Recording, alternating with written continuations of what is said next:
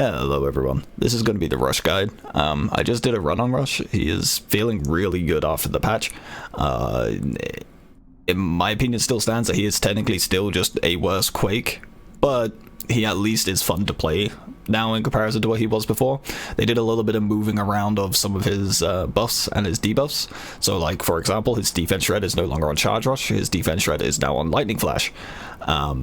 This feels a little bit weird to me in terms of his skill rotation, as it's basically replacing charge rush. So you would be lightning flashing at the start into then charge rush Sunbeam, which makes more sense, but it's a little bit jarring to get used to considering what we've came from. Anyway, to get started, relic wise, I run the exact same thing as I run on Quake. This is Mercy, skill module, charge module, and giant strength. This is because he is a heavyweight breaker. Attack power is the most important stat in the game, so we're going to be running Mercy and giant strength to give us a lot of that. Conversion energy skill module, this is a skill based build, so we want skill power, and special charge module, as every single thing that Rush does can hit multiple times. So we can really make use of this special charge module and get our resets all the time.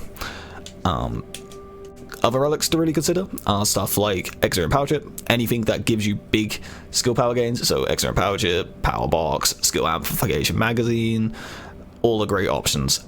We want to find status effect scope, as Rush, unfortunately, his defense shred is tied to an ability that leaves a puddle on the ground. This could be annoying because it will constantly reapply Petrify, and this can cause issues in terms of CCing at the wrong times, or just applying Petrify when you don't have cooldowns to actually burst in those windows.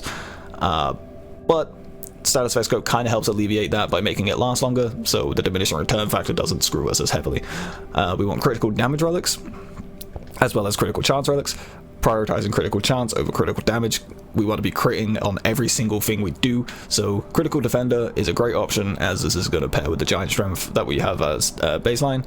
And then if you manage to find it, we have abundance as well, which will give us the extra 30% we need to cap us out.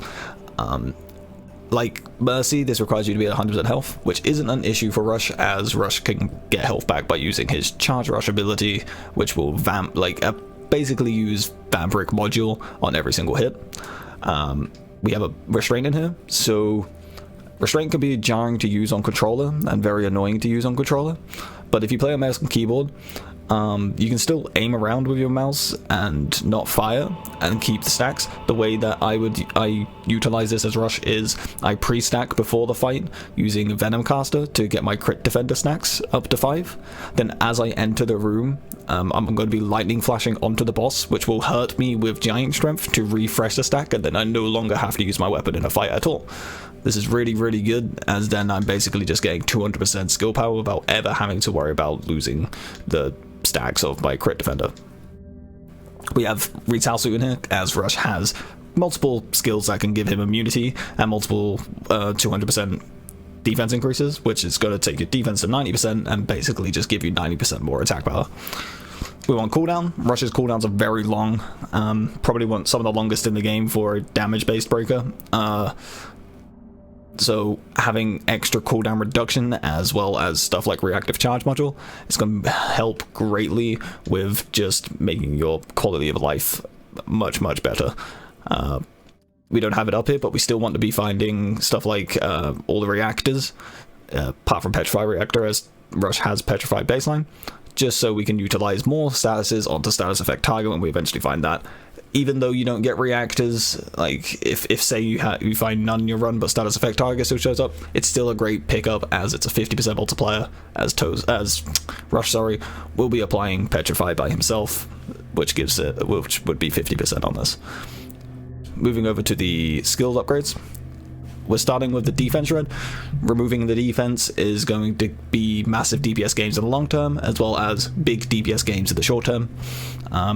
Outside of the defense shred on lightning flash, we want to be coming down and finding things like Sunbeam giving us 200% damage against things in melee range, as well as the AoE increase, as this will actually increase the window which is considered melee range for Rush's Sunbeam as well, and it'll also give you 100% skill power on the Sunbeam.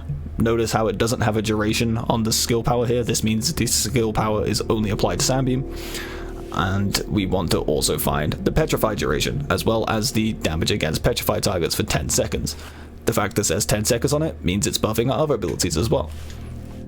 We want the cooldown so we can use it more often, and then, like I said, Rush has a defense increase abilities, which will be great when we pair Retail. If Retail doesn't show up, you can ignore these. It should also note, if you find one of either the Sandbeam upgrade that has it, or the Lightning Flash upgrade that has it, don't pick both up. You don't need both. Weapon power doesn't matter for Rush, so ignore that part of the thing. These do not stack. You will cap out your defense, and it's basically a waste of an upgrade. You'll get more value if you pick a different upgrade if you already have one of these. Apart from those, if you go over to Lightning Flash afterwards, you want to be picking up your skill power, as well as the damage against petrified targets.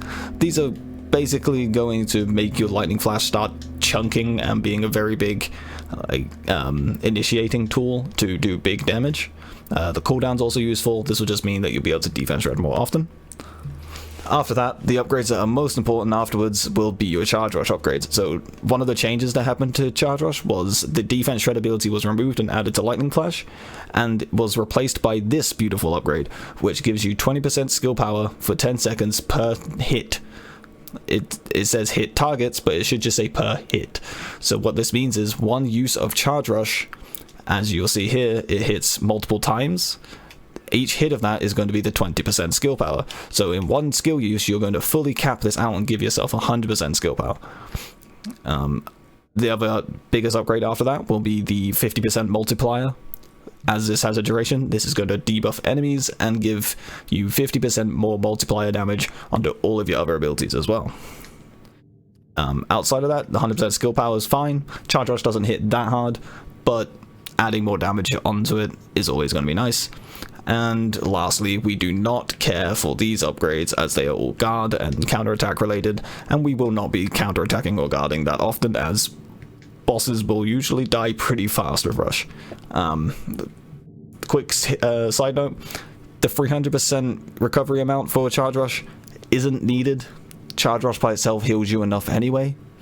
But in a world where if you're offered only counterattack upgrades and a Charge Rush upgrade that gives you this, then I would take this over the counterattack upgrades.